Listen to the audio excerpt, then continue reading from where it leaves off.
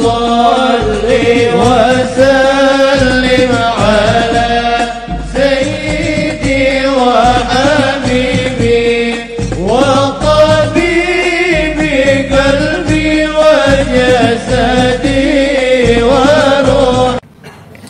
السلام عليكم ورحمة الله وبركاته.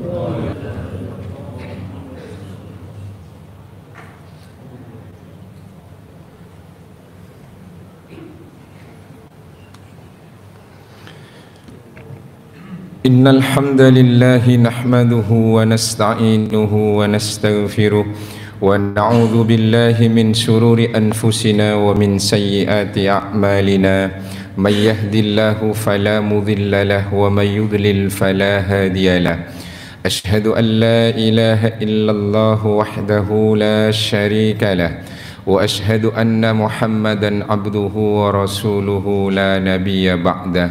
اللهم صل وسلم وبارك على سيدنا محمد بن عبد الله وعلى آله وصحبه ومن والاه. قال الله عز وجل: يا أيها الذين آمنوا اتقوا الله حق تقاته ولا تموتن إلا وأنتم مسلمون. وقال رسول الله صلى الله عليه وسلم: اتق الله حيثما كنت وأتبع السيئة الحسنة تمحها وخالق الناس بخلق حسن. صدق الله العظيم وصدق رسوله النبي الكريم ونحن على ذلك من الشاهدين. أما بعد. معاشر المسلمين جماعة صلاة الجمعة رحمكم الله. Usi nafsi wa iyyakum bitaqwallahi fa inna lil muttaqina mafaza. Alhamdulillah, mari sama-sama kita buktikan sebagai syukur kepada Allah Subhanahu wa taala dari sisi lisan. Karena Allah senantiasa limpahkan anugerah dan nikmat pada kita semua. Terutama nikmat terbesar mudah-mudahan dibawa sampai akhir hidup kita, yaitu iman dan Islam, serta nikmat sehat dan sempat sehingga kita bisa hadir di Masjid Jami Al-Hamra ini untuk sama-sama menjalankan kewajiban sholat Jumat berjamaah.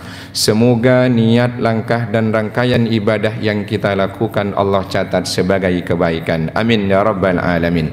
Ma'asyiral muslimin jamaah salat Jumat rahimakumullah, sebelum khotib menyampaikan tema khutbah pada kesempatan ini, izinkan untuk mengingatkan sabda Nabi, idza qulta li sahibika anshid faqad laghat. Ketika khotib sudah di mimbar, siapapun dilarang berbicara kiri, kanan, depan, belakang, karena itu kesia-siaan. Termasuk yang sia-sia adalah yang tidur dan sibuk dengan handphone. Ma'asyiral muslimin jamaah salat Jumat rahimakumullah, tema khutbah pada kesempatan ini insyaallah tentang yaitu ujian dan pembiaran dalam perspektif Al-Quran. Bagaimana cara memahami ujian dalam pandangan Al-Quran, bagaimana memahami terkait tentang pembiaran dalam perspektif Al-Quran. Jangan-jangan kita bukan diberi ujian tapi sedang dalam pembiaran. Ma'asyiral muslimin rahimakumullah, kita senantiasa mendengar panggilan ayat dalam Al-Quran yang dipanggil dengan ya ayyuhalladzina amanu.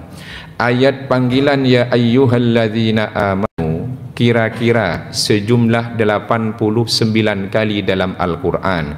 Semuanya di awal, kecuali ayat tentang sholawat adanya di belakang. Innallaha wa malaikatahu yusalluna 'alan nabi ya ayyuhalladzina amanu sallu 'alaihi wa sallimu taslima. Yang lain ada di awal ayat. Ya ayyuhalladzina amanu taqullaha haqqa tuqatih.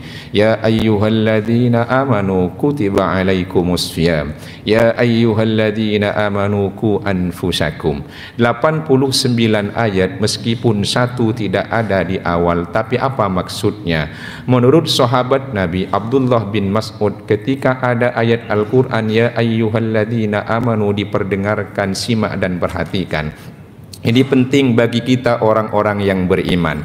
Ketika kita dipanggil ya ayyuhalladzina amanu, apakah merasa beriman dan iman itu tetap ada sampai hari ini?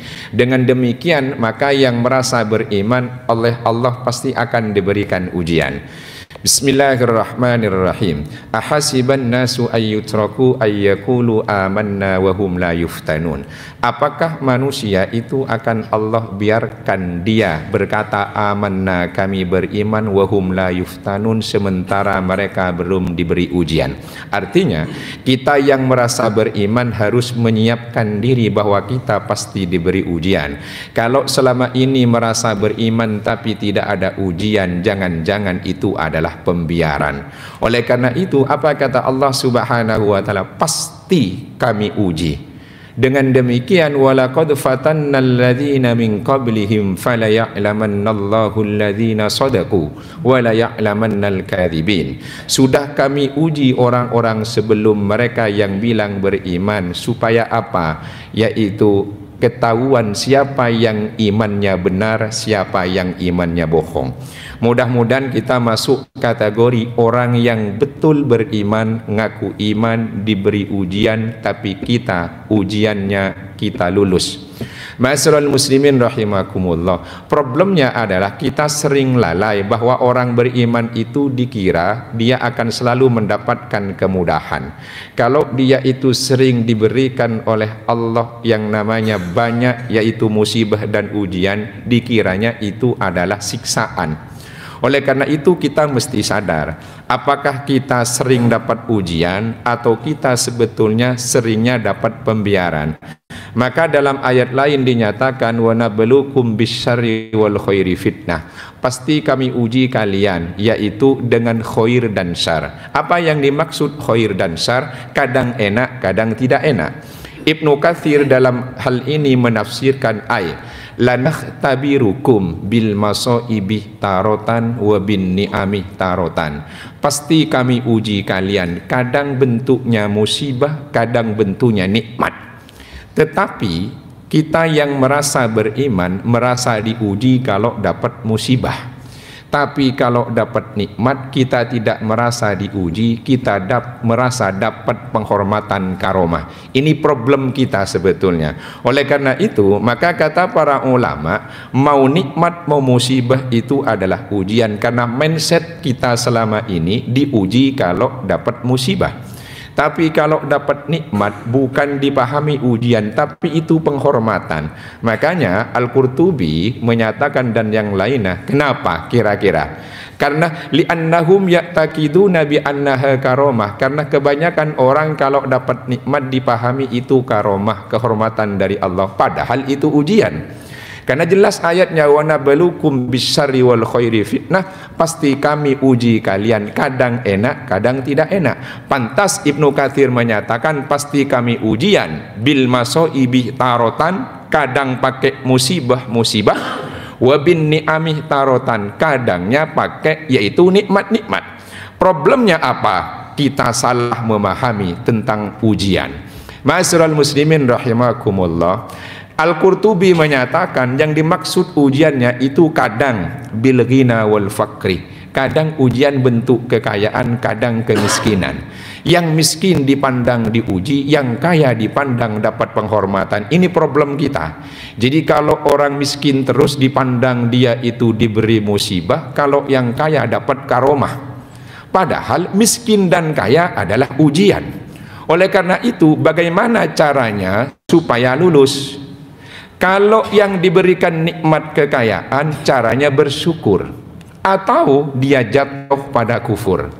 Kalau yang diberikan ujian kemiskinan caranya sabar atau dia jatuh pada keputusasaan. Maka pilihannya ada pada kita. Yang diberi kekayaan kalau dia ternyata bersyukur berarti dia betul terbukti orang beriman. Tapi kalau dia itu kufur berarti dia belum terbukti kalau dia beriman. Kalau yang fakir miskin serba kekurangan, dia sabar lulus ujian keimanan. Kalau dia putus asa, berarti gagal dia ujian keimanan. Makanya kalau kita lihat dalam pandangan Al-Quran, Nabi Sulaiman itu kekayaan, kekuasaan, dan juga jabatan ia genggam. Tapi apa kata Nabi Sulaiman? Qala hadza min fadli rabbi. Ini adalah anugerah dari Tuhanku. Banyak ditulis di belakang mobil, tapi ayat lanjutannya tidak ada. Padahal qala hadza min fadli rabbi, bukan informasi itu yang disampaikan. Liyabluwani, untuk nguji aku, aashkuru am akfur, apakah aku akan bersyukur atau kufur. Jadi nikmat jabatan, kekayaan, kehormatan hanya dipahami qala hadza min fadli rabbi, hanya ngaku ini anugerah dari Tuhan. Padahal tujuannya adalah untuk menguji apakah bersyukur atau kufur. Ma'asyiral muslimin rahimakumullah, kalau ujiannya bentuknya musibah, tidak enak, ya pilihannya adalah sabar. Kalau tidak, dia putus asa. Oleh karena itu, maka siapapun yang merasa dan ngaku beriman, apapun yang terjadi, enak tidak enak, itu adalah ujian. Kaya ya ujian, miskin adalah ujian. Selanjutnya adalah wabissihah wassaqom. Kadang kita ini sehat walafiat, jarang sakit. Seringkali sakit-sakitan, jarang sehat. Ini adalah ujian. Jangan dipandang bahwa orang yang sering dikasih sakit dan sakit-sakitan itu adalah ujian buat dia saja, sementara yang sehat walafiat merasa itu karomah dan kehormatan. Jangan dipandang pula orang yang sakit-sakitan itu azab, sementara kita yang sehat walafiat adalah karomah. Jangan-jangan kita yang diazab dengan pembiaran, jangan-jangan orang yang sakit-sakitan itu diberi ujian yang dahsyat karena imannya tinggi. Kenapa? Karena Rasulullah sallallahu alaihi wasallam bersabda, asyaddun nasi bala'an al-anbiya thummas solihun. Manusia paling besar ujiannya adalah para nabi, lalu as-solihun, orang-orang soleh, thummal amsal, dan orang-orang yang semisal, fal amsal, kemudian yang semisal. Artinya makin tinggi keimanan seseorang, makin berat ujiannya. Makin berat ujiannya berarti insya Allah makin tinggi imannya. Itulah kenapa kita harus memahami, jangan-jangan kita yang sehat walafiat, kaya, merasa nikmat itu karomah penghormatan, jangan-jangan itu sebetulnya ujian. Kalau tidak lolos, hati-hati, jangan-jangan bukan lagi diuji, tapi kita dibiarkan. Ma'asyiral muslimin jamaah salat Jumat rahimakumullah, termasuk apa lagi? Banyak nikmat yang Allah berikan pada kita, pahami itu ujian, sehingga kita lulus dengan cara bersyukur. Banyak musibah yang menimpa kita, pahami itu ujian, sehingga kita sabar, tidak putus asa. Ma'asyiral muslimin rahimakumullah, seringkali kita ini salah menilai. Kalau ada orang lain tertimpa musibah bertubi-tubi karena pernah maksiat, kita bilang mereka kena azab. Tapi kalau kita yang tertimpa musibah, kita bilang ini adalah musibah ujian. Jangan-jangan mereka yang diuji, kita yang diadab. Ma'asyiral muslimin rahimakumullah, lalu apa yang namanya pembiaran? Hati-hati. Kalau sudah pembiaran berarti bukan lagi ujian, itu sudah tidak ada perhatian dan kepedulian dari Sang Pencipta. Oleh karena itu hati-hati. Kita yang diberi sehat walafiat, yang diberi panjang umur, yang diberi kemudahan, yang diberi kekayaan, dapat penghormatan dan kehormatan, kalau tidak bersyukur berarti kufur. Tapi kalau ternyata nikmat itu masih ada, bukan karomah, jangan-jangan istidraj. Apa kata Allah Subhanahu wa taala? Sanastadrijuhum min haitsu la ya'lamun. Akan kami istijrad, biarkan pada mereka, min haitsu la ya'lamun, tanpa mereka tahu dan sadari. Banyak orang tidak sadar, jangan-jangan itu istidraj, tapi dipahami adalah ujian atau karomah. Kenapa? Innama numli lahum liyazdadu itsma. supaya terus menerus sehat, panjang umur, banyak nikmat, biar makin banyak dosanya. Sehat walafiat, umurnya panjang, dipakai maksiat bukan bersyukur taat. Hartanya banyak bukan diinfakkan dalam kebaikan tapi untuk kemaksiatan. Oleh karena itu hati-hati, namanya innama numli lahum liyazdadu ithma. Sengaja kami biarkan mereka supaya mereka makin banyak dosanya. Mudah-mudahan kita yang kadang diberi uji nikmat oleh Allah lulus dengan bersyukur, yang diberi ujian bentuk musibah lulus dengan cara sabar.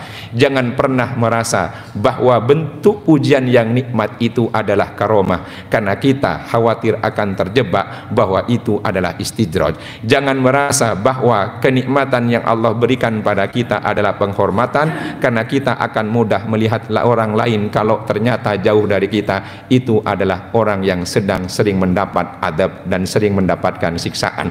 Mudah-mudahan Allah Subhanahu wa Ta'ala jadikan kita orang-orang yang pandai bersyukur tentang nikmat, orang-orang yang sabar tentang musibah. Dalam Al-Quran ada dua nabi yang diuji berbeda.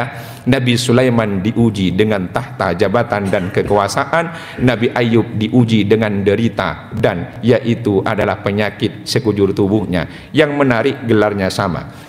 Ketika bicara Nabi Sulaiman, nikmal abdu innahu awwab. Ketika bicara Nabi Ayub, gelarnya nikmal abdu innahu awwab. Apa kata ulama? Apapun ujian yang Allah berikan pada Anda, jadilah nikmal abdu innahu awwab. Nabi Sulaiman gelarnya nikmal abdu innahu awwab. Ketika diuji seperti Nabi Ayub, luluslah seperti Nabi Ayub. Gelarnya nikmal abdu innahu awwab. Nikmat dan musibah adalah jalan yang Allah tentukan untuk menuju ke surga. Mudah-mudahan kita semua oleh Allah selalu diberi ujian dengan nikmat tapi kita syukur. Amin ya rabbal alamin.